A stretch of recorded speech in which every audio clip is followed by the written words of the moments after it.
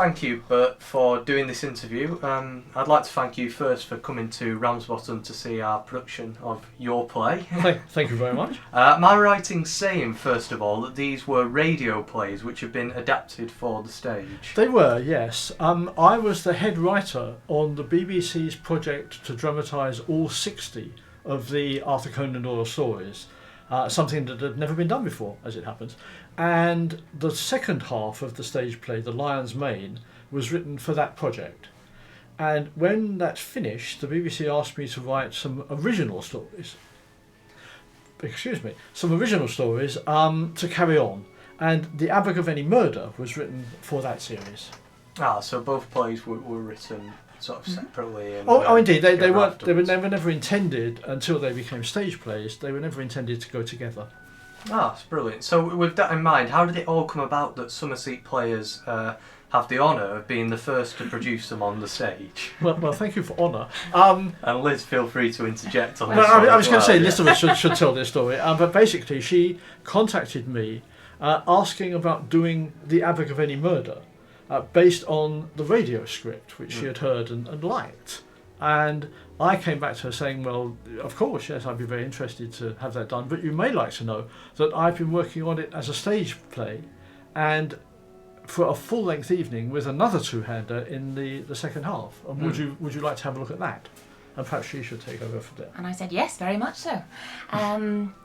The Abergavenny Murder is something I heard on the radio a number of years ago and liked very much when I first heard it.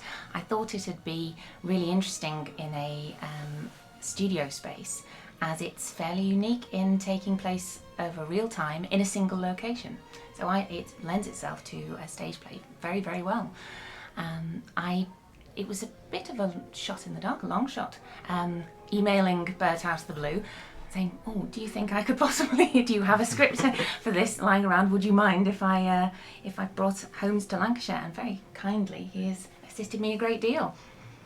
So you think it worked with a Northern Holmes then?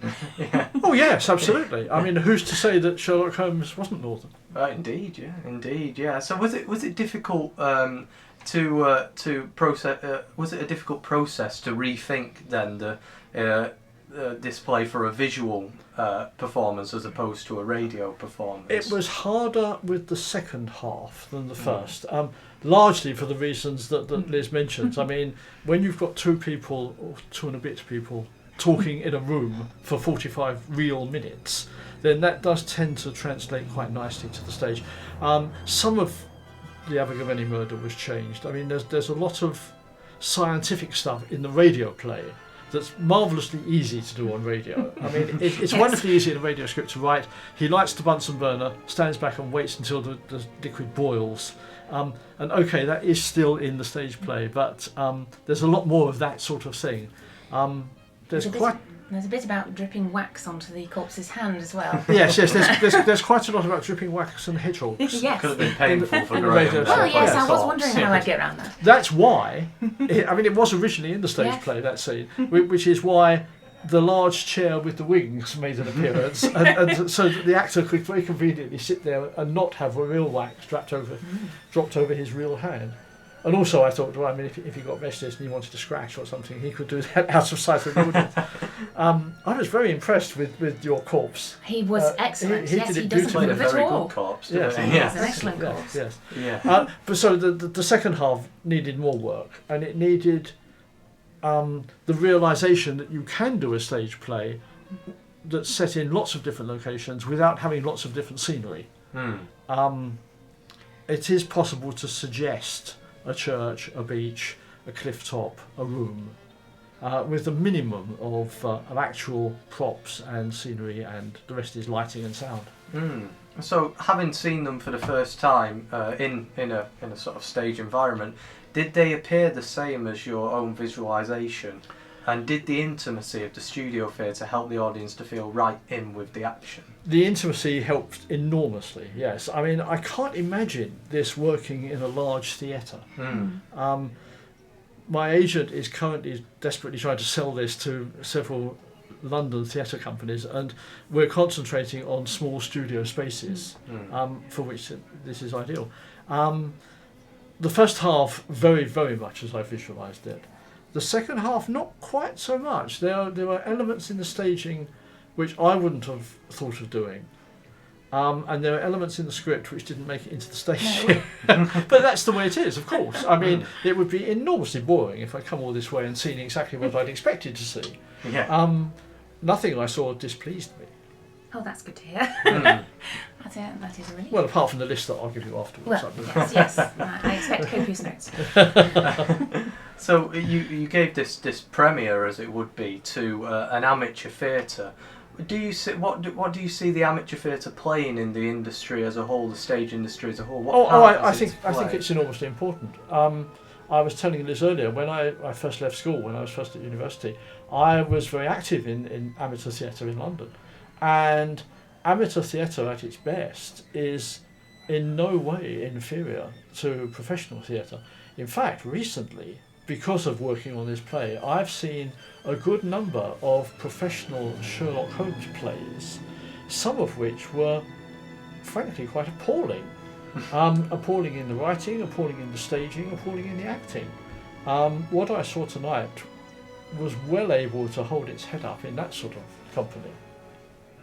So with that in mind, do you think that more playwrights should give their work over to amateur theatre? I mean, we obviously heard about the Alan Ayckbourn and John Godber have also done similar sort of things. Do you think it's a good venture for a playwright to do that sort of thing? Oh, I think, I mean, I can only speak for myself, but I was delighted to be asked if this was available, and I had no hesitation whatsoever in saying that it was. Had a professional company approached me at the same time, I would, of course, have had to go with the professional company. Of course, I mean, this is my living, such as it is. And although my agent was strong-minded enough to actually ask for money in order to do this, it was, I think it's fair to say, the merest fraction of what she would have asked of a professional company. Because she and I both wanted this to happen very much. So are you likely to produce more stories for stage use?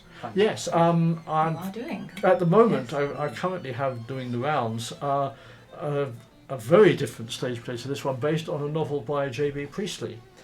And the principal difference between that and this is that the J.B. Priestley has a cast of 14 and requires a live band, Wow. which is about as different as a two-hander in a studio as you can get. Very much.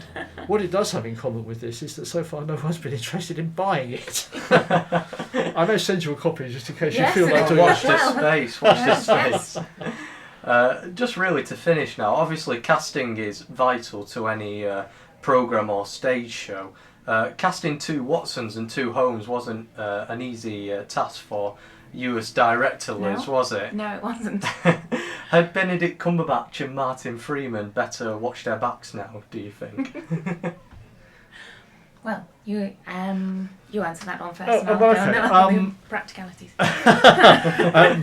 I don't think, in my wildest dreams, I wouldn't have sent this to Benedict Cumberbatch. I mean, he's busy with some other writer's work at the moment, so You can't quite remember yeah, who's. no, I don't think so. The script takes it slightly for granted that the same 2 actors will play Holmes and Watson in both halves of the show. It was Liz's idea to cast 2 different actors in each half. Perhaps you'd like to say something about that? Yes.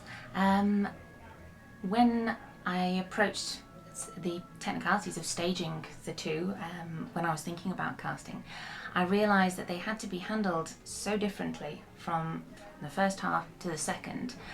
I thought it made more sense to do them as individual entities, and so I went that way, along with putting 2 different sets of Holmes and Watsons, which meant a lot more rehearsals for me, but it did give me the opportunity to open the roles to double the number of people, and I have been very pleased with the results.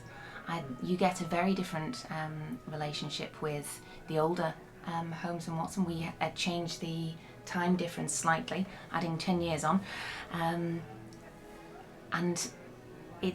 they brought it through very well because they are older gentlemen themselves. They both have the characters have mellowed. Holmes is a lot more playful. He's a touch more aggressive and very frantic in the first one, and everything sort of calms down, and that's what they brought to both of their performances. So yeah, I was very happy with how it worked out. And so was I. Well, we're glad to hear that, and thanks a lot for talking to us after the show, and we hope to see you around again in the future. Thank you very much. Thanks Thank a you lot. very much. Thank you.